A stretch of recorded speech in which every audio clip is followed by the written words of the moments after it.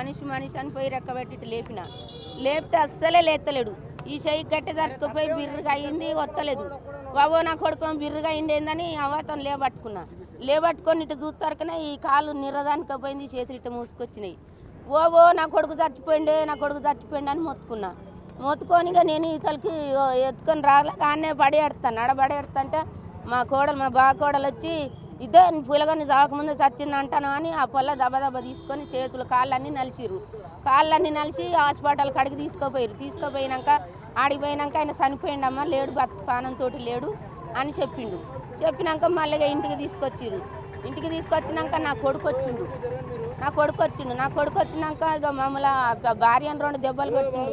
నన్ను అటు నెట్టేసిండు, అటు ఇసిరేసిన మేనానిగా మేము సప్పుడేకుండా ఏడ్చుకుంటూ అట్టనే కూర్చున్నాక ఏం చేసిండు, ఇక నా కొడుకుని ఏమన్నా చేసిర్రా ఎట్లా అని పోయి ఈ మెడకాయ ఇటు తిప్పిండు. ఎవరి మీద నన్ను చెప్పండి సారు, ఈ తల్లిని ఇంటికాడనే ఉంచిపోతాను నేను. ఎవరు ఏం చేసేది, నేను పత్తేర పోయిందని నేను ఎట్ట చూస్తాను సారు. అది అన్న ఎప్పుడు చనిపోయిండో తెలియదు. నేను పొద్దున్నాక పోయేది. నేను 5:30కి ఇంటికి వచ్చిన. ఊరి పెట్టాము, నా కొడుకు చూసిండు. ఊరి పెట్టి ఉన్నదమ్మా, మీరు ఎట్లా చూసిరు, పిడిచొచ్చిందని చెప్తారు. నా కొడుకు ఊరి పెట్టి ఉన్నదని అప్పుడు నా కొడుకు పోయి చూసినాక ఈ మెడక ఇట్లా తిప్పి చూసినాక ఊరి పెట్టున్నది. అప్పుడు నా కొడుకును పిడిచే రాలేదు, నాకు జ్వరం రాలేదు, ఏది రాలేదు.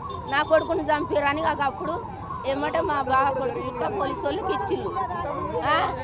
పండబెట్టే ఉంచింది, చూలే పండుకొనే ఉన్నాడు అని చెప్తాంది నాతోటి. అన్నాడు అత్తమ్మ పండుకున్నాడు, జ్వరం లేదు ఏం లేదు అని చెప్పింది. జ్వరం లేదని అంటే సరే పండుకొని నిద్ర మీద ఉన్నాడు, ఎందుకు లేపాలని నేను కూడా సప్పుడెక్కువ ఊకున్నా. కత్తితోటి దాడి చేసిండు. అది ఎవరైంది మాకు దొరుకుతలేదు, మేము పిచ్చలం అయిపోతున్నాం సారు. మేము పోలీసు కంప్లైంట్ ఇచ్చినా కూడా వాళ్ళు కూడా ఏం చేయలేరు, వాళ్ళు ఏం చేయలేకపోతారు సారు.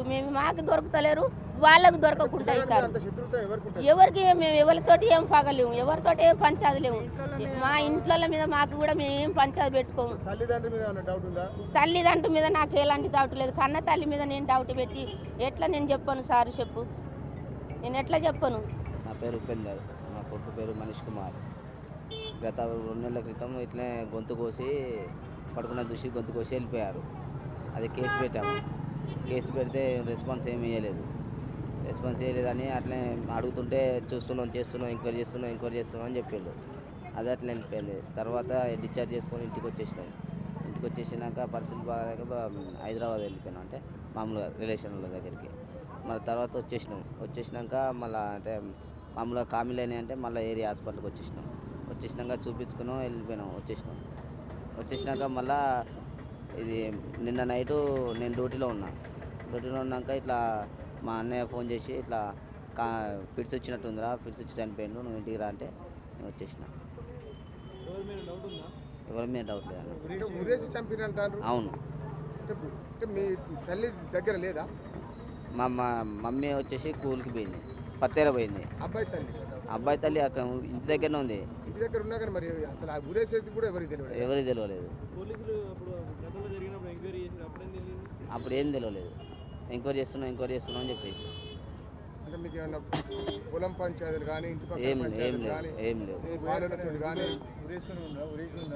ఉరేష్ అంటే కాదు, మామూలుగా నేను రాకముందుకే నాకు చెప్పేసింది. ఆర్ఎంపీ డాక్టర్ దగ్గర తీసుకెళ్ళినాక నేను 8:30కేమో ఇంటికి వచ్చినాక నేను ఏడ్చుకుని ఇట్లా మెడక మీద చేపెడుతున్నాను. ఇట్లా గిరకపోయినట్టు అయింది, చేయి నాకు గిరకపోయినట్టు అవుతుందని ఇట్లా అంగీజీ చూస్తుండగా ఊరేసినట్టుంది. అంతకే మా అన్నయ్యకు ఫోన్ చేసి అన్న ఇట్లా ఊరేసిల్లన్నా వీళ్ళు ఫిట్స్ ఇచ్చి చనిపోలేదు అని చెప్తే వెంబటే పోలీసు వాళ్ళకి ఫోన్ చేసి రప్పించినాను.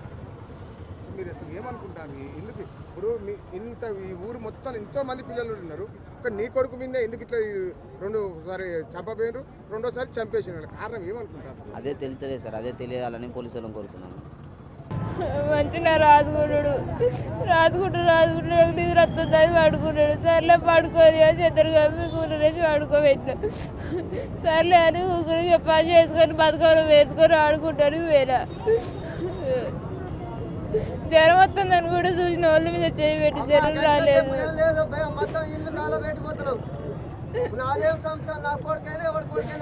పండుకున్నాడు కదా అని ఇక పండుకొని అని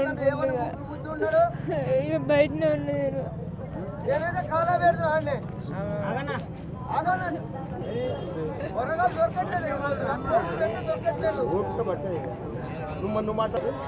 తినే పండుకున్నాడు. అనుమానం ఉందా? ఎవరు ఎందుకు గమనించలేదు. ఇది ఇట్లా నీ కొడుకు మీద ఎందుకు టార్గెట్ చేస్తాను? ఇది రెండోసారి ఇట్లా చేసుడు, రెండోసారి చంపేసారు కదా, ఎవరు ఏంది అసలు నీకు?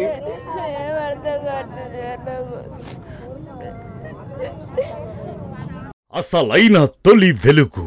ఫాలో వాట్సాప్ @తొలి వెలుగు official.